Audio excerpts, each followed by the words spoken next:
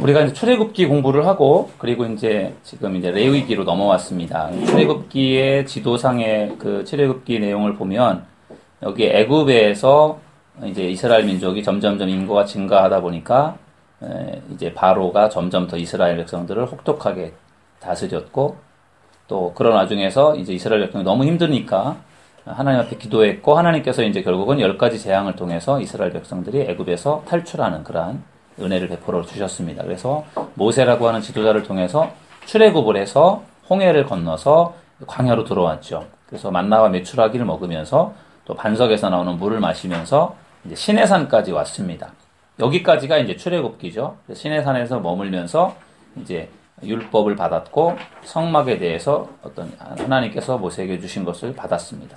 그래서 우리가 공부하는 교재에 보면은요, 애굽 출애굽에서부터 시내산까지가 1년 1개월 걸렸다, 그렇게 말하고 있습니다. 그래서 시내산에서 머물다가 여기서 다시 출발을 해서 레위기 다음에 민수기부터 해서 여기 출발을 해서 이쪽에 가데스 바네아를 통해서 모압 평지로 해서 가나안에 들어가는 그거 과정이 이제 민수기, 신명기까지가 되겠죠. 이제 출애굽기까지 저희가 지금 보았던 내용이고요. 이제 레위기는 어떻게 연결이 되는가 하면요. 레위기 우리가 지난 시간에 성막을 공부했습니다. 성막이 참 중요해요. 성막을 모르면 레위기서가 정말 무슨 소리인지 잘 못 알아듣는데요. 성막을 좀 알면은 레위기서가 좀 더 출애굽기 20장 뒤부터 레위기서까지가 훨씬 쉽게 읽을 수 있습니다. 그래서 성막의 평면을 보면은 번제단의 불을 끄지 말아라 라고 할 때 그 번제단이 여기입니다. 이 제물을 불태우는 이 번제단이 여기 있고요. 항상 여기서 불이 타오르고, 그 다음에 이제 여기 물두멍이라고 해서 이 물두멍에서 손발을 씻고 제사장들이 이 속에 들어갑니다. 성소죠.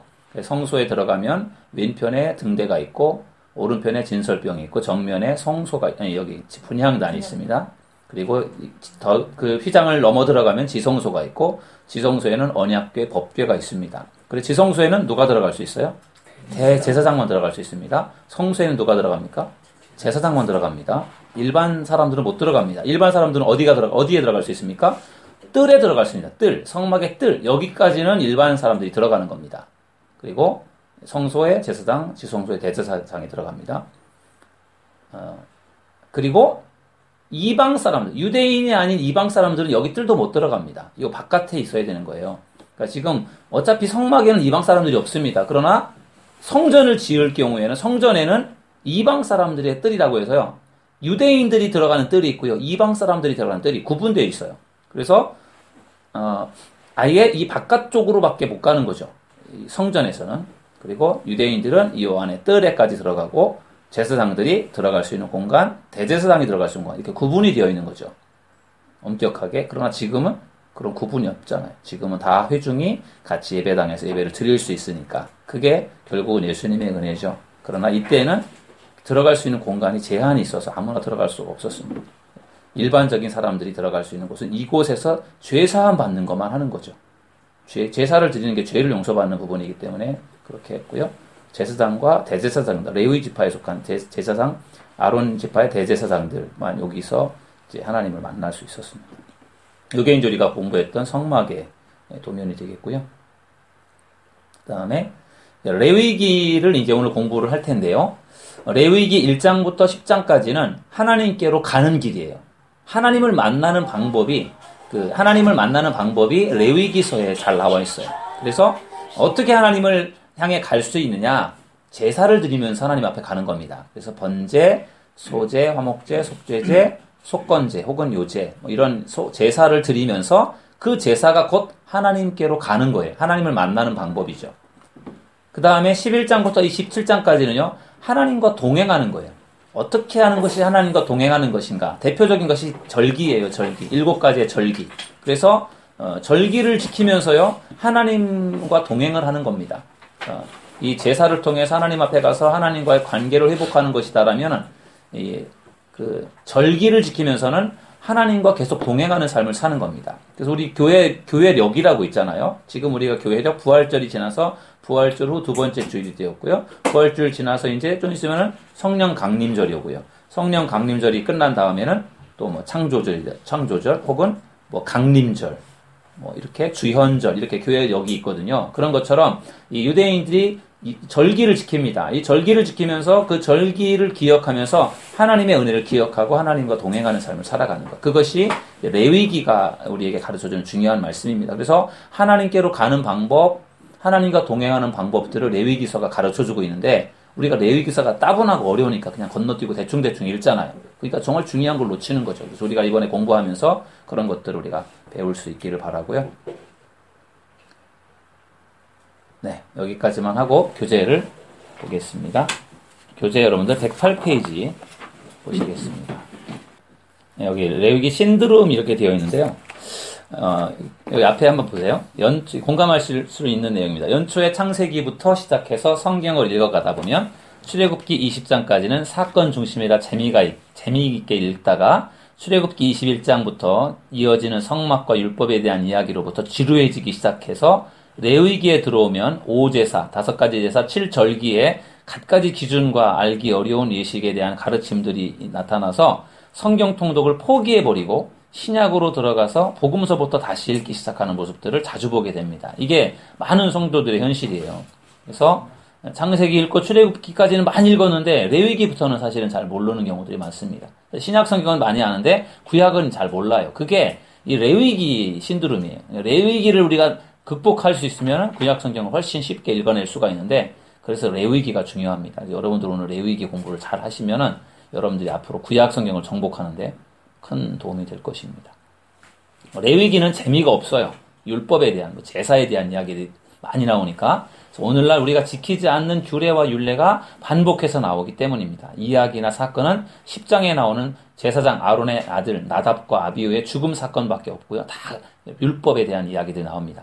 정말로 이해가 잘 안 돼서 결국은 성경책을 덮어버리고 텔레비전이나 영화를 보게 되는데 그러나 이런 규례 속에는 하나님의 오묘한 뜻이 숨어 있습니다. 이 오묘한 하나님의 뜻을 우리가 발견하는 게 중요한 겁니다. 그래서 레위기서를 공부하면서요, 여러분들이 오묘한 하나님의 뜻을 발견했으면 좋겠습니다. 서론입니다. 서론. 누가 레위기를 썼습니까? 모세가 썼습니다. 레위기 전체에서 56회나 하나님께서 이 율례들을 모세에게 주셨다라고 말합니다. 우리 왼쪽에 있는 성경 구절 중에 1장 1절, 레위기 1장 1절을 같이 읽어보시겠습니다. 시작. 여호와께서 회막에서 모세를 부르시고 그에게 말씀하여 이르시되. 그 다음에 또 밑에요. 4장 1절 시작. 여호와께서 모세에게 말씀하여 이르시되. 네, 이렇게 보면은요, 하나님께서 계속해서 말씀하고 계십니다. 하나님께서 모세에게 말씀하시는 것을 모세가 기록한 것입니다. 그래서 레위기를 기록한 사람은 모세라고 봅니다. 나번을 보시면 예수께서 레위기를 포함한 5경이 뭡니까? 창세기, 출애굽기, 레위기, 민수기, 신명기까지 5권의 성경 5경입니다. 5경을 모세가 지은 것으로 보셨습니다. 5경이라고도 하고요, 율법이라고도 하고 토라라고도 합니다. 토라, 다 같은 말이에요. 토라, 율법이라는 뜻입니다. 그래서 그게 다 5권의 성경을 모세가 썼다. 중요한 부분이 되겠습니다. 그 다음에 언제 썼느냐라고 할 때 다루는 연대가 있습니다. 어느 시대에 대한 이야기인가, 다루는 연대와 기록 연대가 구분이 되어 있는데, 다루는 연대는 레위기는 출애굽 후에 두 번째 해, 그러니까 출애굽이 1446년이라고 했잖아요. 그거 꼭 기억하라고 제가 말씀드렸습니다. 출애굽은 1446년입니다. BC는 거꾸로 이렇게 거슬러 밑으로 내려오잖아요, 연도가. 그래서 출애굽 후 두 번째 해니까 1445년이죠. 그래서 첫 한 달 동안에 일어난 일을 기록하고 있다. 6월절을 통해 출애굽한 달을 정월로 새로운 한 해가 시작되었고, 성막은 출애굽한 후 정확히 1년 후에 완성됐습니다. 그래서 출애굽을 해서 성막에 대해서 하나님께서 주시는 것을 모세가 받아서 그것을 시내산에 거주하면서 성막을 지었습니다. 그래서 출애굽 후 1년 만에 완성이 됐으니까 시내산에 도착한 것이 출애굽한 지 한 3, 4개월 후에 도착을 했으니까요. 그 이후에 거기 머물면서 모세가 10계명을 받고 성막을 받아서 거기 만들기까지 1년 정도, 1년 안에 다 완성이 된 것입니다. 민수기는 출애굽한 후에 두 번째 해, 두 번째 후 두 번째 달 초부터 시작됩니다. 그러니까 1445년 두 번째 달부터 이제 민수기로 이제 레위기가 끝나면서 민수기 넘어가게 된다라는 것이죠. 그래서 그러한 출애굽을 해서 성막을 만들고 시내산에 머물고 있는 동안 거기까지의 1년 1개월까지의 역사가 거기 그 당시에 있었던 일들이 레위기에 기록이 되어 있고요. 기록 연대는 아까 우리가 얘기했던 건데 언제 그러면은 이 레위기가 기록되었는가? 기록 연대는 레위기는 모세가 처음으로 기록한 성경일 가능성이 크다고 합니다. 모세가 제일 먼저 썼던 그러한 성경이 레위기일 것이다. 그렇게 신학자들이 이제 그렇게 분석하고 있고요. 레위기에 담긴 내용이 시내산에서 주신 계시로만 구성되어 있기 때문입니다. 그죠? 레위기는 뭐 있었던 이야기들을 쓰는 게 아니라 하나님이 시내산에서 주셨던 그 어떤 기전들, 그 율법들 그런 것들만이 거의 다 그것이기 때문에 그걸 가장 먼저 썼을 것이다. 이제 그렇게 추정하고요. 학자들은 빠르면 시내산에 머물던 주전 1445년경, 늦어도 주전 1406년, 그러니까 모세가 40년 동안 사역했으니까요. 모세가 죽는 1406년까지, 그때 모세가 모압 평지에서 죽기 전에 아마 이때 40년 그 사이에 기록됐을 거다. 이제 어차피 모세가 쓴 거니까 그 출애굽을 해서 시내산에서 이제 다 모든 것을 받은 이후에 그때부터 시작해서 모세가 죽기 전까지 그 사이에 아마 쓰여졌을 것이다. 그래서 레위기가 아마도 가장 먼저 기록되었지 않을까 그렇게 주장들을 합니다. 어디서 기록되었는가? 109페이지입니다. 그러면 어디에서 기록되었는가? 첫째 가에 보면 시내산에서 한 1개월 머물면서 주신 말씀이다. 1개월 동안 머물 때 주신 것이다. 옆에 오른쪽에 성경을 한번 읽어보시겠습니다. 시작. 이것은 여호와께서 시내산에서 이스라엘 자손을 위하여 모세에게 명령하신 계명이니라. 아멘. 분명하게 말씀해주고 있기 때문에 이때 기록되었겠구나 그렇게 보는 거고요. 그 다음에 레위기에는 아무런 지리적 이동이 없습니다. 뭐 시내산에서 있는 거죠. 거기에서 어디를 다 이동하고 그런 게 없어요. 거의 다 시내산에 머무는 동안 기록된 것이다 그렇게 보겠고요. 무엇을 기록했느냐? 주제에 관한 것입니다. 레위기는 주제가 거룩한 백성으로서 자신의 죄 문제를 해결하고 하나님과 교제하는 법과 관련된 수많은 주제를 다룹니다. 그래서 그 중에서도 첫 번째가 거룩입니다. 하나님과 교제해야 할 하나님의 백성들은 하나님이 거룩하신 것처럼 거룩해야 한다. 여러분 오른쪽에 우리 11장 45절을 함께 읽어보시겠습니다. 시작. 나는 너희의 하나님이 되려고 너희를 애굽 땅에서 인도하여 낸 여호와라. 내가 거룩하니 너희도 거룩할지어다. 아멘. 또 밑에 것도 읽겠습니다. 너희는 거룩하라. 이는 나 여호와 너희 하나님이 거룩함이니라. 아멘. 분명하게 말씀해 주셨어요. 그래서 하나님이 거룩한 것처럼 너희도 거룩해라. 그래서 여기서 말하는 거룩이라고 하는 것은 구별됨 혹은 분리됨을 의미합니다. 거룩이라는 게 구별이에요. 구별. 세상 사람들과 구별된 것.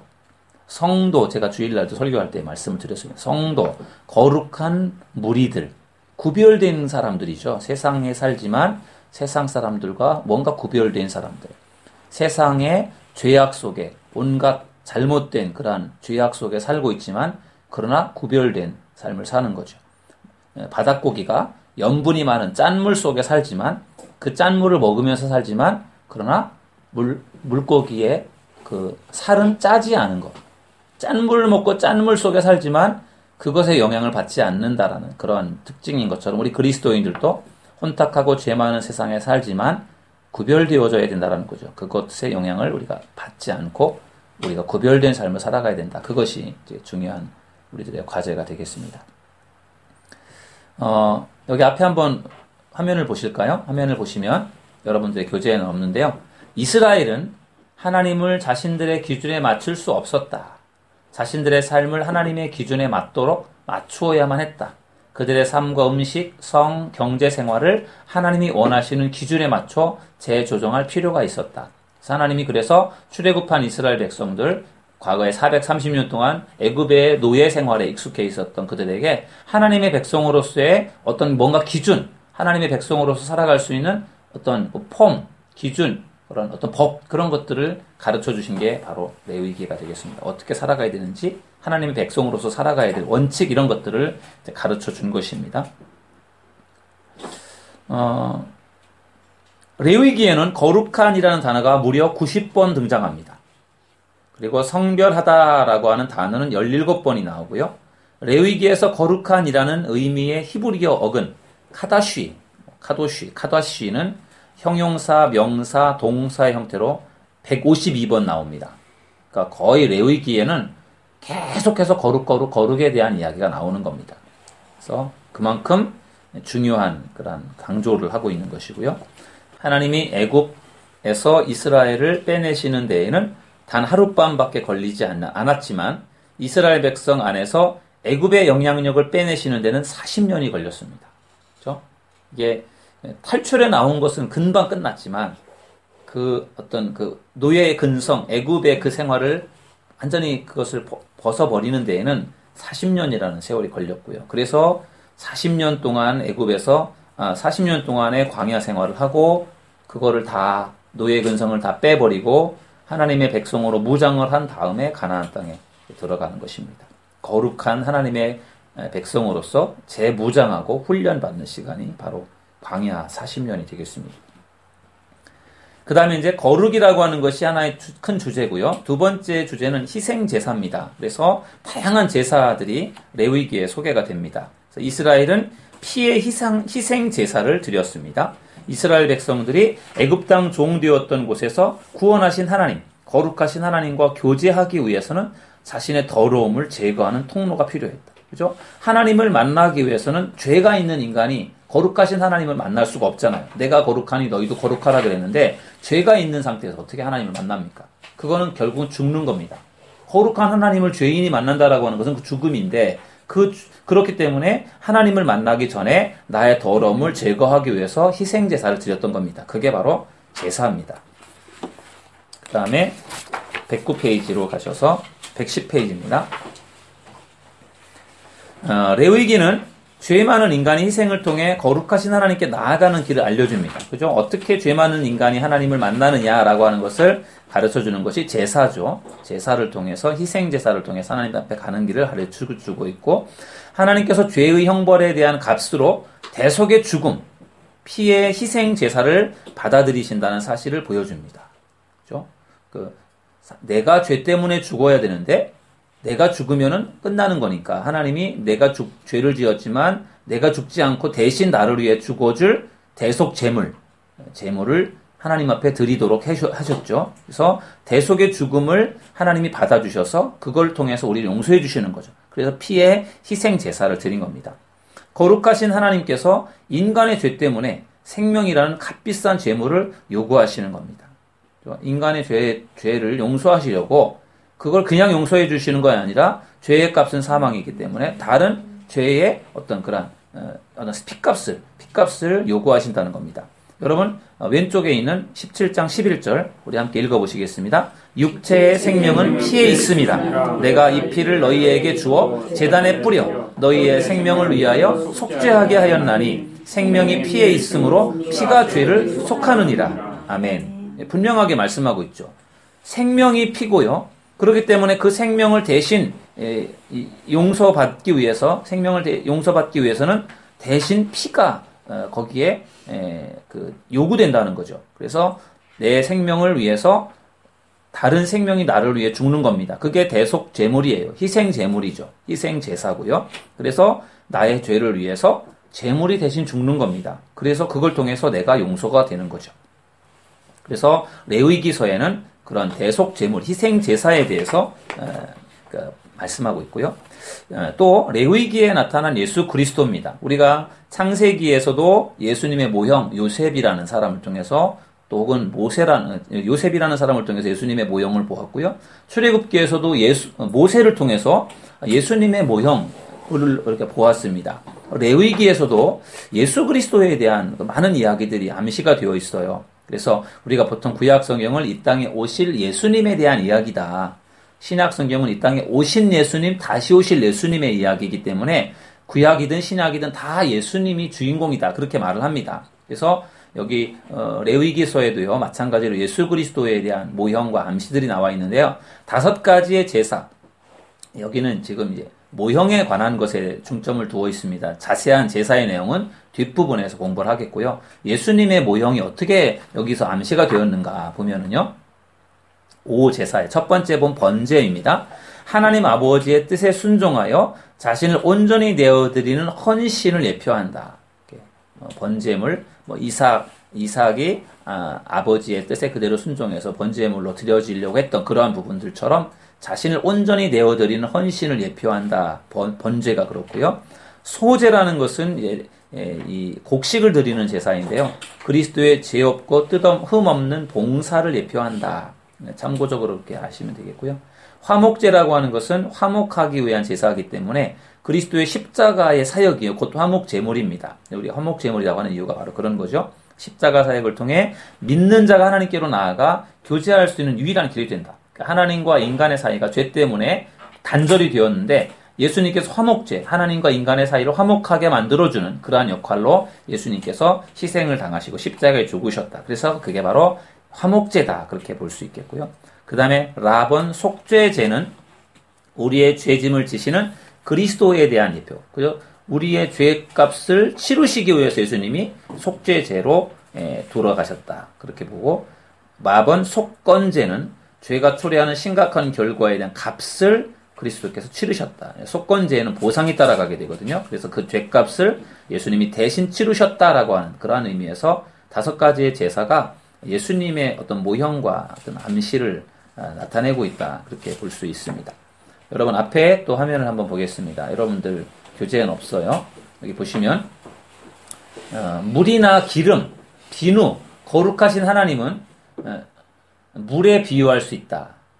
생명을 주시는 순결한 물이다. 그러나 사람들은 죄로 얼룩져 있다.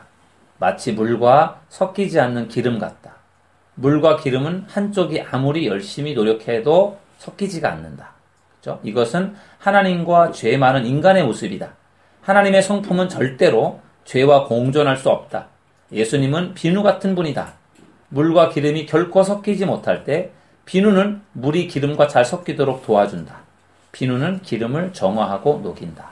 그렇죠? 기름 묻은 어떤 그 옷을 물이 씻어낼 수 없지만 비누가 거기에 들어가서 비벼서 빨아버리면 깨끗하게 씻어지는 것처럼 예수님의 역할이 하나님과 우리 사이에 어떤 중재자로서 어떤 그런 중요한 역할을 맡아주셨다. 그런 이야기가 되겠습니다. 7가지의 절기가 나옵니다. 7가지의 절기도 마찬가지로 예수님에 대한 모형과 암시들이 나와 있습니다. 6월절은 예수님은 우리를 위한 6월절 어린 양이다. 그죠? 이스라엘 백성들이 애굽에서 탈출해 나올 때 6월절 어린 양의 피를 문설주 인방에 발라서 장자의 죽음이 유대인들에게 이스라엘 백성들에게는 임하지 않았지 않습니까? 그런 것처럼 예수의 피, 어린 양의 피, 그거 6월절이 바로 예수님의 어린 양, 예수님이 6월절 어린 양이시다. 그런 의미죠. 여러분 그 요한복음 1장 29절 한번 읽어보시겠습니다. 왼쪽에 시작. 이튿날 요한이 예수께서 자기에게 나오심을 보고 이르되 보라 세상 죄를 지고 가는 하나님의 어린 양이로다. 아멘. 이게 분명하게 요한이 예수님을 어린 양으로 딱 보았던 거죠. 예수님이 바로 6월절 어린 양과 똑같은 역할을 하셨습니다. 6월절 어린 양, 예수님의 뼈는 하나도 꺾이지 않았다. 마찬가지로 요한복음 19장 36절 옆에 여러분들 보시면은요. 요한복음 19장 36절 읽어보시겠습니다. 시작. 이 일이 일어난 것은 그 뼈가 하나도 꺾이지 아니하리라 한 성경을 응하게 하려 함이라. 아멘. 이게 구약에 있었던 말씀들이 신약에서도 같이 연결이 되는 말씀입니다. 6월절이 바로 예수님의 어떤 죽음, 예수님을 상징하는 그런 의미가 있고요. 무교절은 누룩 없는 삶은 하나님께 대한 완전한 성별과 전적인 헌신을 상징한다. 6월절이 지나면서 무교절로 연결이 되는데 무교절은 출애굽을 기념하는 절기였습니다. 그래서 무교절에 그 누룩이 없는 효모가 들어가지 않은 무교병을 먹으면서 또 쓴 나물을 먹으면서 지팡이를 쥐고 또 천막 치고 이렇게 과거에 그 출애굽할 때 그때의 일들을 기억하면서 무교절을 지켰던 것입니다. 111페이지 초실절입니다. 초실절. 예수님께서 초실절 날에 부활하셨고요. 초실절은 부활의 첫 열매가 되시는 그리스도의 부활에 대해서 말해줍니다. 고린도전서 15장 20절 오른쪽에 있는 성경구절 읽어보시겠습니다. 시작. 그러나 이제 그리스도께서 죽은 자 가운데서 다시 살아나사 잠자는 자들의 첫 열매가 되셨도다. 아멘.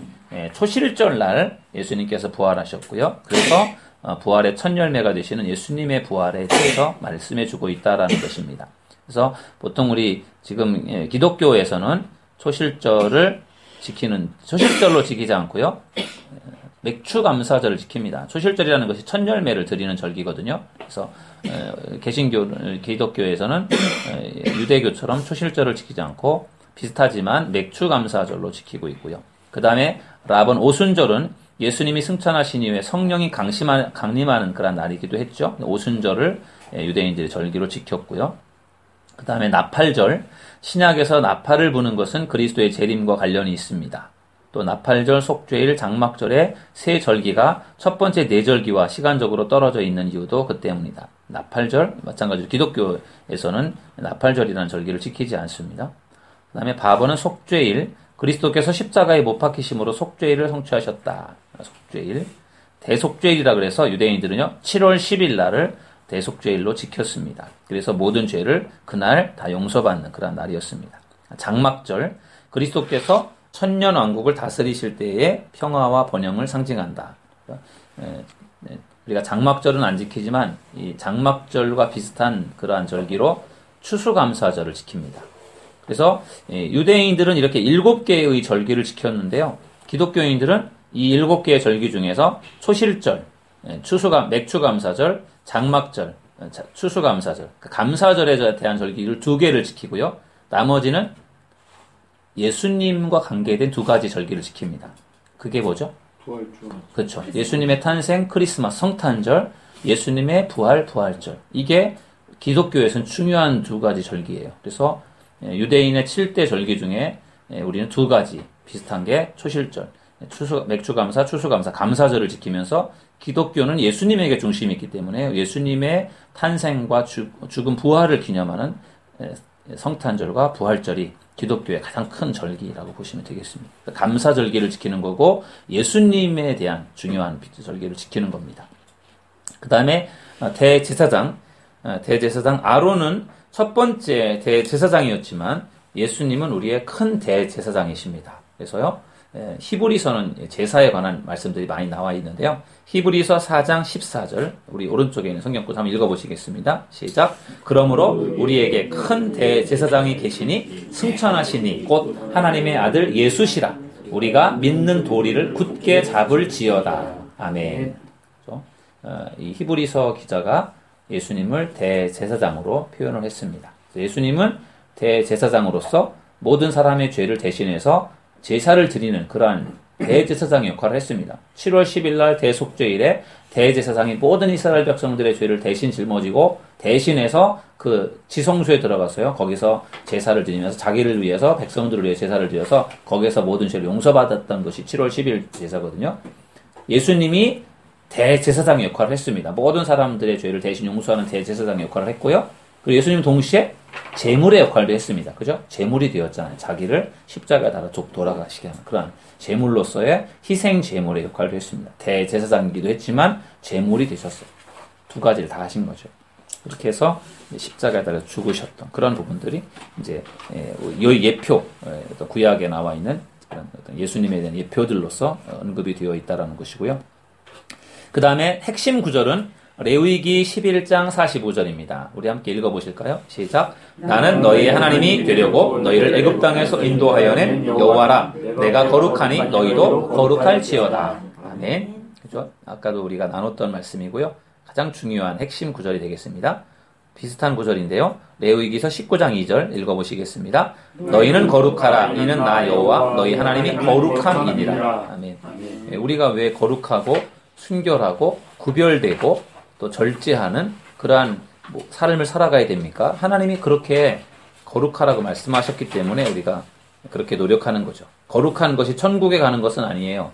그러나 하나님이 우리가 좀 더 거룩하고 구별된 삶을 살기를 원하셔서 우리에게 요구하신 것이기 때문에 우리가 더 노력하는 것입니다. 112페이지. 어떻게, 아직 우리가 지금 서론에 대한 부분을 하고 있는데 어떻게 기록되었는가? 레위기는 산문체 설화로 기록되어 있다. 왜 기록했는가? 왜 레위기를 왜 기록했는가? 가본을 보시면요. 출애굽기에서 이스라엘은 하나님과의 언약을 통해 제사장 나라요 거룩한 백성이 되었다. 그죠? 출애굽기에서 하나님과 언약을 통해 제사장 나라 거룩한 백성이 되었고요. 레위기는 어떻게 이 제사장 나라가 제사장적인 소명을 완수할 수 있는지를 보여주는 것입니다. 어떻게 이 제사장의 어떤 그러한 나라로서 하나님의 자녀로서 어떻게 살아가야 되는가, 그 살아가는 방법들, 그런 법을 주신 거고요. 나아번 레위기는 출애굽을 해서 하나님과 언약 백성된 이스라엘이 어떻게 거룩하신 하나님께 나아가 예배하고 5가지 제사를 예배하고 1년 내내 하나님과 동행하며 7절기죠. 살아갈 수 있는지를 보여주는 지침서입니다. 어떻게 하나님 앞에 나아가서 예배를 드리는지, 1년 동안 어떻게 하나님과 동행하는지 절기를 통해서 그것을 배우는 거죠. 우리가 하나님 앞에 나와서 예배를 드리는 것이 중요하고, 그리고 우리가 절기를 통해서 성탄절에 예수님이 오신 그런 예수님을 축하하고, 또 고난주간을 통해 또 부활하신 예수님을 준비하고, 부활하신 예수님을 기념하고 축하하고, 또 맥주감사를 통해서 하나님 앞에 은혜에 감사하면서 우리가 1년을 그렇게 가잖아요. 부활절로 시작해서 맥주감사, 추수감사, 성탄절에 이르기까지 이렇게 우리가 절기를 지나가면서 하나님께서 우리를 어떻게 사랑하시고 계신지 우리가 그걸 느끼면서 우리가 하나님과 동행하는 삶을 살아가는, 그것이 바로 우리에게 중요한 신앙생활인데요. 그런 것에 대해서 레위기서가 우리에게 지침서로서 역할을 해준다는 거죠. 그래서 레위기가 그런 면에서 중요한 부분을 차지합니다. 그래서 출애굽기에서는 하나님께서 인간에게 찾아오셨다고 한다면, 레위기는 인간이 임재하신 하나님께로 나아가는 거죠. 하나님을 만나기 위해서 찾아가는 것이 레위기의 역할이다. 그렇게 보시면 되겠습니다. 이렇게 해서 이제 서론에 대한 공부를 했고요. 그 다음에 이제 레위기 본론으로 돌아가서 레위기의 내용을 다시 또 보겠습니다. 113페이지. 서론을 요약하고 있는 내용입니다. 그래서 주제는 거룩. 하나님이 거룩하듯이 너희도 거룩해라. 그런 말씀 나오고, 연대는 레위기는 출애굽한 후에 두 번째 해, 첫 한 달 동안에 일어난 일들을 기록하고 있다. 그런 것이고요. 장소는 시내산. 1개월 동안 머물면서 하나님이 주신 말씀들로 기록이 되어 있습니다. 5제사가 나와 있습니다. 5가지 제사에 대해서 좀 더 구체적으로 나누어 보겠습니다. 제사라고 하는 것은 하나님께로 나아가나 뭐 하는 법? 예배하는 법입니다. 그래서 1장부터 7장까지 상당히 많은 부분들이 5가지 제사에 대해서 말씀해 주고 있습니다. 이게 곧 하나님께 어떻게 예배를 하느냐에 대한 문제가 되겠습니다. 번제, 소제, 화목제, 이것은요, 하나님과의 교제 중에 있을 때 하나님께 나아가는 제사입니다. 하나님과 관계가 좋을 때 번제나 소제나 화목제를 드리는 거고요. 속죄제와 속건제는 하나님과의 교제가 단절되었을 때 하나님과의 교제를 회복하기 위한 제사입니다. 5가지 제사가 있는데, 번제, 소제, 화목제는 그냥 하나님과 좋은 관계 속에서 그냥 유지하면서 가는 제사고요. 죄의 문제가 생겨서 죄를 회복하고 용서받으려면은 속죄제, 속건제가 필요한 거죠. 이게 5가지 제사가 다 나름대로 용도가 있어요. 그래서 그런 의미가 있다라는 것이고요. 첫째로 번제부터 한번 보겠습니다. 번제란 뭐냐? 하나님께 온전한 헌신을 표현하는 예배 행위입니다. 그래서 번제는 제단에서 단번에 완전히 태우는 희생제사이기 때문에 전제라고도 부릅니다. 그래서 whole offering 이렇게 영어로 해서 전제가 같은 의미예요. 번제, 전제. 완전히 다 드리는 거죠. 다 드리는 거니까. 그래서 번제란 온전히 다 드리는 헌신을 의미한다. 그런 것이고요. 나번에 보시면 제물이 아니고 제물입니다. 오타가 난 건 제물들이 제가 될 때까지 전부 태워드리는 것은 하나님 앞에 자신의 생명을 온전히 내어드리는 완전한 헌신을 의미했습니다. 죄를 지은 사람이 성막에 가서 제사를 드릴 때 보통 완전히 다 이렇게 손질을 해서 완전히 다 태울 때까지 최소한 2시간이 걸렸답니다. 2시간. 그러면 2시간 동안은 성막에 가서 제사를 드리는 거잖아요. 2시간. 그리고 그 2시간이 끝이 아니고요. 기다려야 되잖아요. 가서 성막에 들어가기 전에 검수도 받아야 되고 그 안에 가서 손질도 해야 되고 막 이렇게 하면서 기다리는 시간까지 하면 상당히 오랜 시간이 걸려서 한 번 제사를 드리고 그렇게 하고 용서받고 나온 거죠. 그게 계속 반복되었던 건데요. 그때에 이렇게 제사를 드렸던 거에 비하면 우리는 너무 간단하고 쉽게 예배를 드리는 거죠. 그런데 요즘에 예배가 1시간만 드려도 너무 지루하고 길고 이렇게 우리가 생각하잖아요. 근데 여기에 드리는 제사를 보면요, 뭐 굉장히 오랜 시간 동안 드리고 있는 것을 볼 수 있습니다. 성경을 한번 읽어보시겠습니다. 1장 9절 우리 다 같이 한번 읽어보시겠습니다. 시작. 그 내장과 정강이를 물로 씻을 것이요 제사장은 그 전부를 제단 위에서 불살라 번제를 드릴지니 이는 화제라 여호와께 향기로운 냄새니라. 아멘. 내장, 그죠? 내장, 여기 뱃속에 들어있는 내장을 물로 씻으라고 했고 정강이를 씻으라고 했다. 정강이가 뭐예요? 정강이? 다리예요, 다리. 허벅지부터 밑에 다리 부분이 정강이라고 합니다. 영어로는 레그라고 썼더라고요. 그래서 다리입니다. 다리와 정강이를 물로 씻어서 그것을 이제 번제물로 잡아 드렸다. 그렇게 말씀하고 있습니다. 그리고 다번에 보시면 제사장에게 제공되는 가죽을 제외하고 완전히 불살라 드렸다. 그러니까 번제로 드려졌던 제물 중에는요, 내장까지도 다 불로 태운 겁니다. 그리고 제사장에게 지급되었던 가죽, 껍질 벗긴 가죽은 제사장의 몫으로 제사장에게 드렸고 나머지는 다 불태웠습니다. 그게 번제입니다. 그래서 가장 기본적인 제사가 번제가 되겠고요. 그 다음에 뒷페이지로 가셔서 114페이지 보시면 물에 씻는 유일한 부분은 내장과 정강이었는데 둘 다 단의 배설물이 묻지 않도록 하기 위해서였다. 깨끗하게 씻었다라는 것이고요. 내 목숨을 온전히 내어드려야 하나 내 생명 대신 소양, 염소, 비둘기 같은 생명 있는 제물을 희생제물로 대속해 드리는 것입니다. 내가 죽어야 되는데 나를 대신해서 희생제물이 죽는 것. 그게 이제 번제가 되겠고요. 그 번제 제물은 흠 없는 소나 수양 또는 순염소를 드렸습니다. 그러니까 이게 제물 5가지 제사에 따라서 제물이 다 다릅니다. 근데 번제로 드려졌던 제물은요, 다 수컷입니다. 흠 없는 소, 수양, 숫염소입니다. 이 3가지만 번제 제물로 드릴 수가 있었습니다. 제물이 어떤 흠도 없어야 한다라는 말씀은 예수 그리스도가 드리신 완전한 희생 제사를 내다보고 있는 것이다. 그분은 흠이나 죄가 전혀 없는 제물이셨습니다. 그래서 흠이 없어야 됩니다. 그래서 예수님이 사실은 완전한 제사를 위해서 예수님께서 희생 제물이 되셨지 않습니까? 예수님이 왜 굳이 희생 제물이 되셔야 되는가? 예수님 말고는 없는가? 예수님만이 죄가 없으시고 예수님 이외에는 죄 없는 사람은 아무도 없잖아요. 예수님만이 오직 희생 제물이 될 수 있었고 구원자가 될 수 있는 중요한 이유가 바로 그것입니다. 죄가 없는 분 예수님밖에 없으시죠. 인간은 모두가 다 죄를 갖고 있으니까요. 그래서 어떠한 성인 군자라고 할지라도 다 죄가 있어서 죄가 있는 흠이 있는 사람은 제물의 자격이 없잖아요. 여기도 번제 제물의 자격이 흠이 없어야 되는데 인간이 흠이 다 있으니까 제물의 자격이 없는데 그래서 사실은 하나님의 아들 예수님이 이 땅에 인간의 몸으로 오셔서 제물이 되신 거죠. 왜? 죄가 없어야 되는데 죄가 없는 제물이 없으니까요. 그래서 예수님이 흠이 없고 죄가 없는 완전한 제물이었다라고 볼 수 있겠고요. 가난한 사람들은 산비둘기나 집비둘기 새끼를 드렸습니다. 그러니까 아까도 우리 전복래 권사님 말씀을 나누신 것처럼 가난한 사람들도 철저하게 제사를 드려서 죄를 용서함 받을 수 있는 제사할 수 있는 그런 기회를 다 주신 겁니다. 공평하게. 그래서 많이 드릴 수 있는 사람은 많이 드리고 조금밖에 드릴 수 없는 사람은 조금 드리도록 그렇게 배려해 주셨습니다.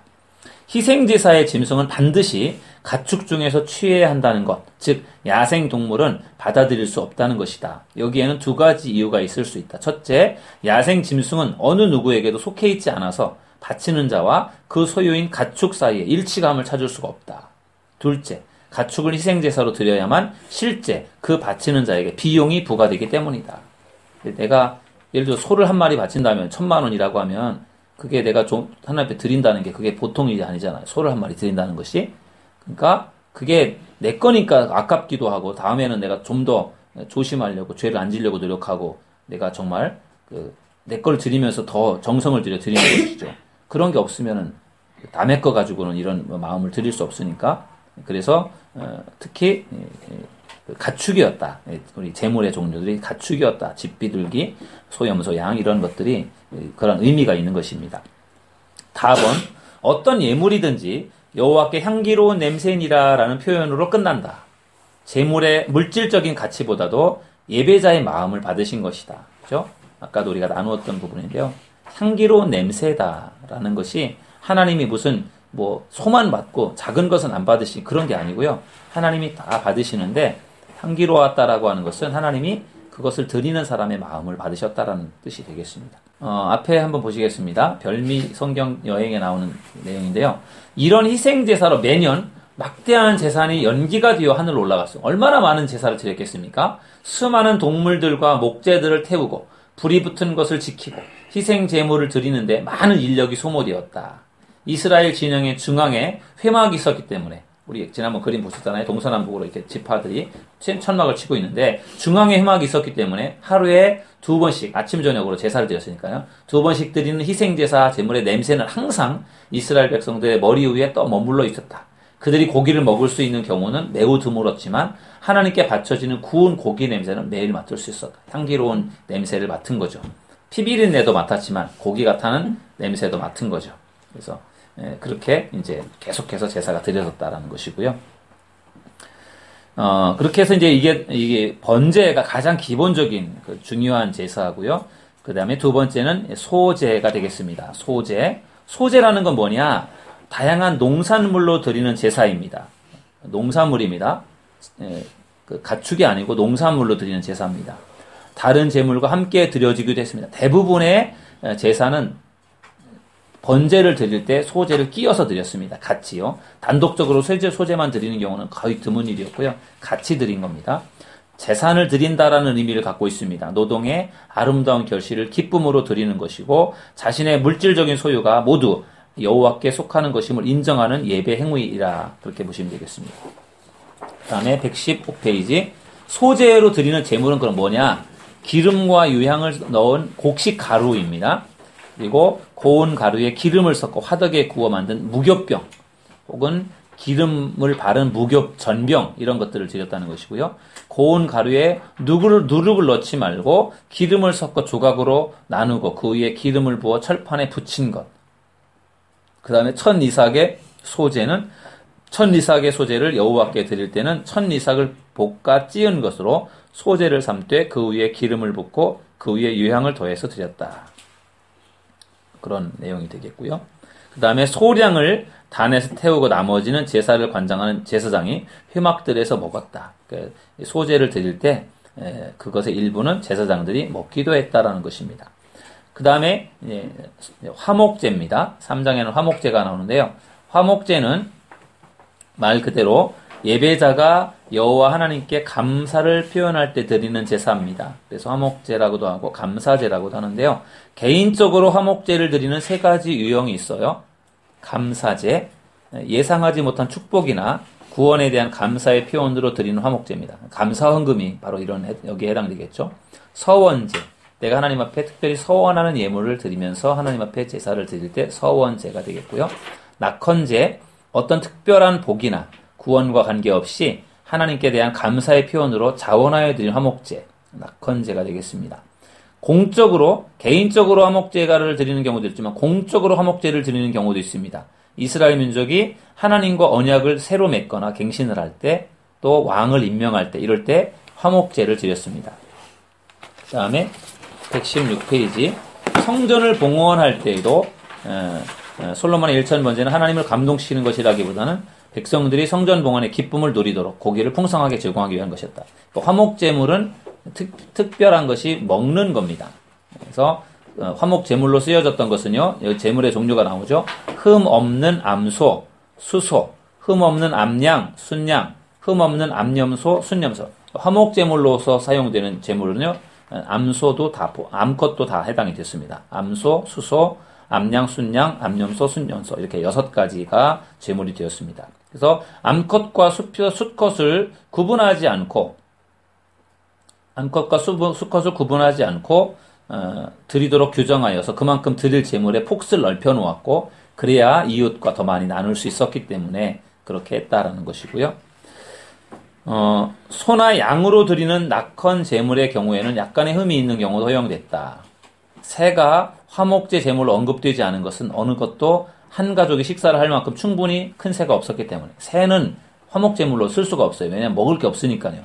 그러니까 제물로서 적합하지 않았기 때문에 제물을 안 드렸고요. 가슴과 오른쪽 뒷다리는 제사장들의 몫이었고 나머지는 가족들이 나눠 먹었다. 그죠? 그래서 먹는 그러한 제사였기 때문에 그 중에 일부분은 제사장의 몫으로 드렸고 나머지는 같이 나눠 먹었습니다. 5가지 제사 중에서 유일하게 제물을 드리는 사람이 이웃과 함께 그 제물의 일부를 나눠 먹을 수 있었다. 그죠? 하나님 앞에 온전히 다 드리는 번제와는 다르게 화목제는 작은 부분을 드리고 나머지는 가지고 먹는 제사였습니다. 당시에 소와 양은 아무나 수여하는 것이 아니었다. 그러므로 화목제는 주로 재력이 있는 자들에 의해서 드려졌을 것이다. 가진 자의 헌신을 통해 덜 가진 자들의 필요를 채웠던 것이다. 성경에는 화목제의 희생을 그날에 다 먹으라는 말씀도 나온다. 황소 한 마리를 절대 혼자서 다 먹을 수가 없고 결국 반드시 나눠 먹으라는 뜻이다. 그죠? 혼자만 먹지 말고 소를 잡았을 때 화목제를 드릴 때 같이 나눠 먹으라는 차원에서 그날 다 먹으라고 한 거죠. 혼자 나눠 먹지 않고 혼자 먹으려면 쟁여놓고 먹으면 혼자서 오랫동안 먹을 수 있는데 그렇게 하지 말고 나눠 먹으라는 차원에서 하나님께서 그때 말씀해 주신 걸 보면 굉장히 섬세하게 말씀해 주신 것을 볼 수가 있습니다. 감사제의 제물은 드린 날 먹어야 했고요. 서원제나 낙헌제의 제물은 다음 날까지 먹을 수가 있었습니다. 그리고 계속해서 레위기가 말씀하고 있는 말씀 중에 기름과 피는 먹을 수 없다. 그런 피를 먹지 말라 그렇게 말씀하고 있습니다. 그 다음에 이제 117페이지로 가셔서 이 3가지 제사, 번제, 소제, 화목제는 바치는 자가 원할 때 자원하여 드리는 것이었다. 반면에 속죄제, 속건제는 어떤 정해진 상황 속에서 의무적으로 드려야 죄를 지면 반드시 드려야 되는 게 속죄제, 속건제이기 때문에요. 그렇게 된 것이고요. 속죄제를 보겠습니다. 속죄제. 속죄제란 우리가 살아가는 동안 우발적으로 고의 없이 저지른 죄에 대한 제사로 특히 손해를 배상할 수 없을 때 드리는 제사다. 고의로 죄를 지은 경우에는 용서받을 길이 없었다. 여러분 민수기 15장 30절, 31절을 우리 함께 읽어보시겠습니다. 시작. 본토인이든지 타국인이든지 고의로 무엇을 범하면 누구나 여호와를 비방하는 자니 그의 백성 중에서 끊어질 것이라. 그런 사람은 여호와의 말씀을 멸시하고 그의 명령을 파괴하였은즉 그의 죄악이 자기에게로 돌아가서 온전히 끊어지리라. 아멘. 끊어진다라는 것은 아예 대를 끊어버리겠다는 무서운 저주의 말이죠. 끊어진다, 끊쳐진다. 그런 이야기들이 나와 있습니다. 고의로 죄를 지은 경우에 용서받을 길이 없었다.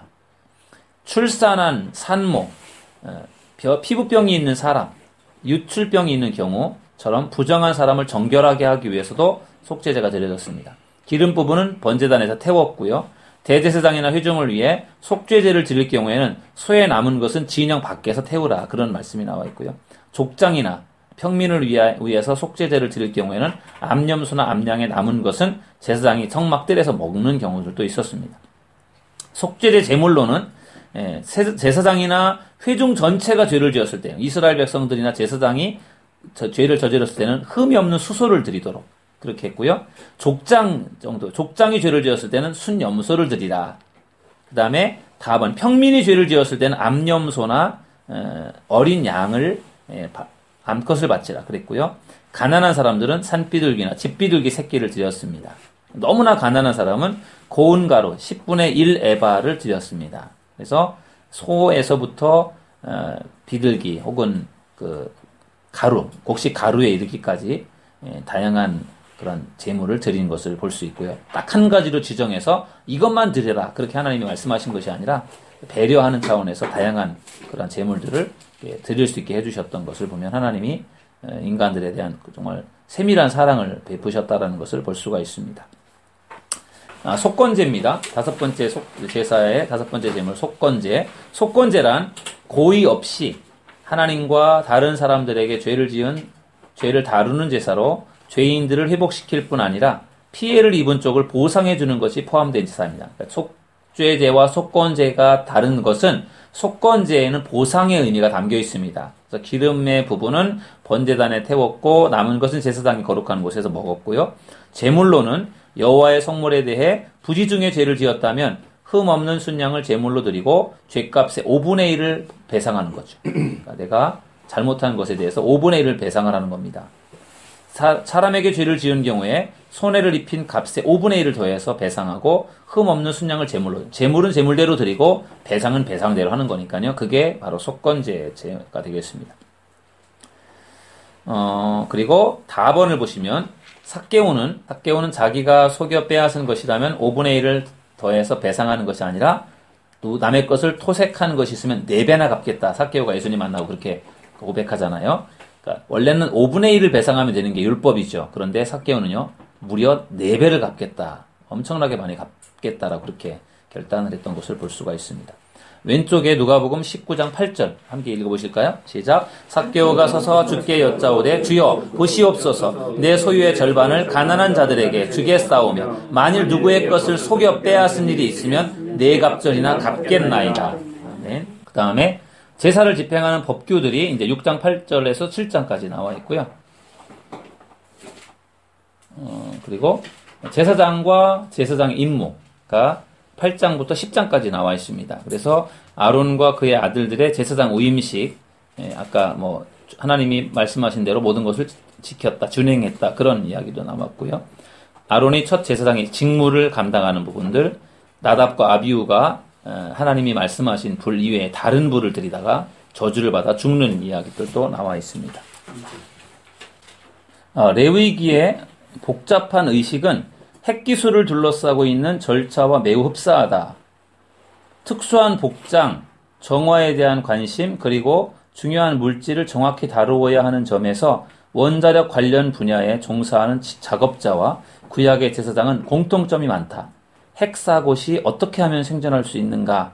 따위의 안내서는 한가할 때 읽으면 지루하기 짝이 없을 것이다. 그러나 운전 중인 원자로 곁에서 읽는다면 당신은 정신을 집중하게 될 것이다. 별미성경 여행에 나오는 이야기가 되겠습니다. 그래서 사실 레위기가 재미없고 따분한 이야기가 되겠지만 그러나 굉장히 중요한 이야기다라고 우리가 볼 수 있다라는 것이고요. 제사장이 회막에 들어갈 때 규례가 있고 제사장이 거룩한 곳에서 먹는 제물에 대한 이야기들도 나와 있습니다. 그 다음에는 이제 이스라엘을 위한 정결 예법이 11장부터 15장까지 나와 있고요. 정결한 짐승과 부정한 짐승, 사람들에게 생명의 문제는 먹을거리와 밀접한 관련이 있다. 온 이스라엘이 식생활과 같은 세밀한 부분부터 하나님 앞에서 거룩하여 건강한 생명을 보존하기를 원하시는 것이다. 먹는 문제도 역시 거룩과 또 어떤 거룩의 문제와 관계가 있기 때문에 먹는 것에 대한 부분들도 세밀하게 지정해 주셨던 것이고요. 산후의 정결례가 12장에 나와 있습니다. 산후 출산 후에 산모에게 꼭 뭐를 주는 것이 바로 하나님께 말씀하시는 거룩이다. 하나님께서 말씀하시는 거룩이다. 출산 휴가입니다. 아까 남자아이를 낳았을 때는 40일, 여자아이를 낳았을 때는 80일을 이렇게 출산 휴가로 이렇게 정해 주셨던 것이 그게 하나님께서 거룩한 어떤 그러한 삶을 위해서 그러한 시간을 가지라고 말씀해 주신 겁니다. 출산으로 인해 생긴 부정을 정결케 하기 위해 보통 어린 양을 제물로 드렸다. 그러나 가난한 경우에는 비둘기 새끼 2마리를 대신 드릴 수 있었다. 예수님의 어머니 마리아는 어린 집비둘기 2를 제물로 드렸다. 마리아가 가난했다는 사실을 말해준다. 여러분 옆에 누가복음 2장 22절에서 24절 함께 읽어보시겠습니다. 시작. 모세의 법대로 정결 예식의 날이 참에 아기를 데리고 예루살렘에 올라가니 이는 주의 율법에 쓴 바 첫 해에 처음 난 남자마다 주의 거룩한 자라 하리라 한 대로 아기를 주께 드리고 또 주의 율법에 말씀하신 대로 산비둘기 한 쌍이나 혹은 어린 집비둘기 2로 제사하려 함이더라. 아멘. 예수님의 어머니도 예수님을 낳고 나서 이렇게 산비둘기로 이렇게 제물을 드린 것을 보면은요, 가난했다라는 것을 알 수 있다는 거죠.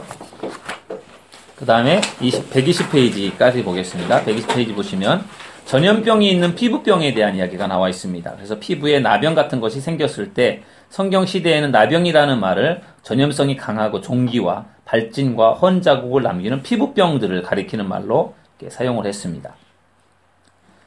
여기 앞에 한번 보시겠습니다. 앞에 보시면은 언어를 연구하는 사람들은 문둥병, 피부 전염병이라고 NIV 성경 번역했는데요. 문둥병이라는 번역한 용어를 좀 더 정확하게 번역하면 외상 혹은 덜 전문적으로는 비늘처럼 벗겨지는 피부로 볼 수 있다는 결론을 내렸습니다. 성경에서 문둥병이라고 사용했지만 이게 이제 이렇게 번역됐다라는 거죠. 그런 피부는 얇은 조각으로 벗겨질 뿐만 아니라 부풀어 오르거나 진물이 날 수도 있었다. 본문에서 논의된 상태에는 전염되는 것으로 나와 있지 않다. 병에 대한 묘사로 보아 그것은 수많은 세균성 감염과 마른 버짐, 습진, 기계충, 지루성 피부염 등으로 진단할 수 있을 것이다. 그러니까 여기에 나오는 그 나병이라고 하는 것이 다 나병이 아니라 여러 가지 피부병들도 거기에 있다라는 것이죠. 그래서 의복이나 가죽에 곰팡이가 생겼을 때 어떻게 할 것인가, 환자가 정결하게 되는 날의 규례에 대해서, 집에 곰팡이가 났을 때 뭐 그런 것들에 대해서도 이렇게 세세하게 지침을 주셨습니다. 그리고 보면은 제사장들에게 그런 것들을 진단할 수 있도록 그렇게 제사장들에게 그런 역할들을 맡겨주셨잖아요. 그러니까 그 당시에는 이 사람이 나병 환자인지 아닌지 이런 것들에 대한 결과, 그런 것들에 대한 어떤 판단을 제사장이 했습니다.